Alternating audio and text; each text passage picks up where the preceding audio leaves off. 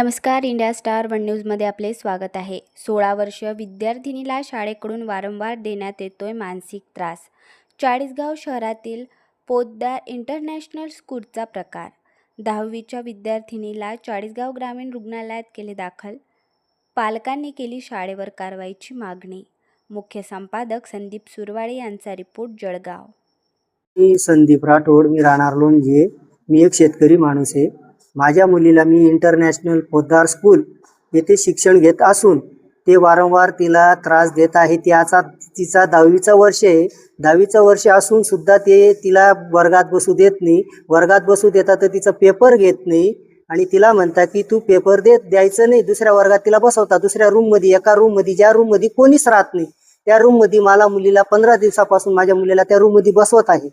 आणि आज माझ्या मुलीवर इतकं टॉर्चर केलं त्यांनी, इतके प्रश्न विचारले की इतकं त्रास दिला की ती माझी मुलगी आज अक्षरशः एकदम म्हणजे लूज होऊन गेली. तिला एकदम म्हणजे श्वास घ्यायला त्रास झाला, ती रडायला लागली. माझ्या मुलीने त्यांना विनंती केली की मला माझ्या पप्पांना एक फोन लावून द्या की माझे पप्पा मला घ्यायला येतील, पण त्यांनी काही फोन लावलेला नाही आहे.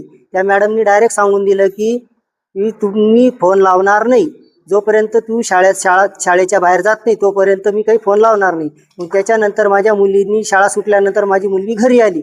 घरी आल्यानंतर माझ्या मुलीनी तिच्या आईला म्हणजे माझ्या मिसेसला, माझ्या पत्नीला सांगितलं की मला असा असा त्रास झालेला आहे. तिची म्हणजे जी श्वास घेत होती ना, ते श्वास फुललेलं होतं. तिची तब्येत एकदम बिघडलेली होती. त्यांनी मग माझ्या मिसेसनी तिच्या भावाला बोलवलं.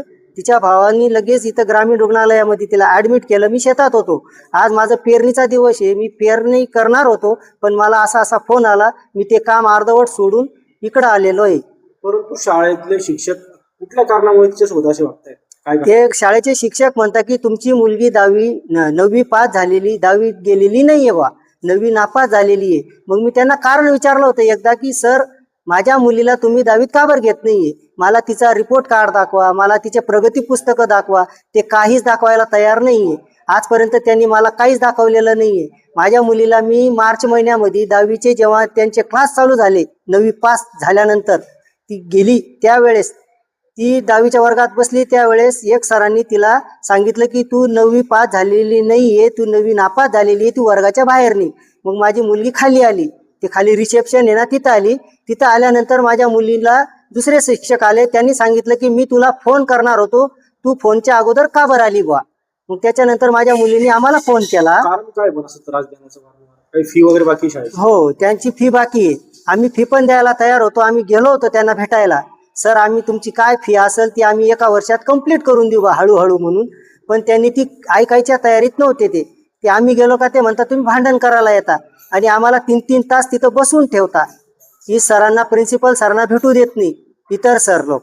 शाळेने काही चेक वगैरे पण मागितले आपल्याला? हो, मी 16 तारखेला जेव्हा मी माझ्या मुलीला घेऊन गेलो होतो शाळेमध्ये, त्यावेळेस प्रिन्सिपल सरांना मी विचारलं होतं की सर, मी माझ्या मुलीचं आता काय करायचं? तेव्हा प्रिन्सिपल सरांनी सांगितलं की सर, तिला 10वीच्या वर्गात तुम्ही बसवून द्या. मग मी माझ्या मुलीला त्यांच्या समोरच 10वीच्या वर्गात पाठवलं. पाठवल्यानंतर सरांनी मला सांगितलं की सर, तुम्ही एक ॲप्लिकेशन द्या आणि कोरा चेक द्या, कोरे चेकबुक आणा म्हणे बरोबर. मग मी त्यांना 3-3 वेळेस विचारलं. माझ्याकडे तो व्हिडिओ पण आहे.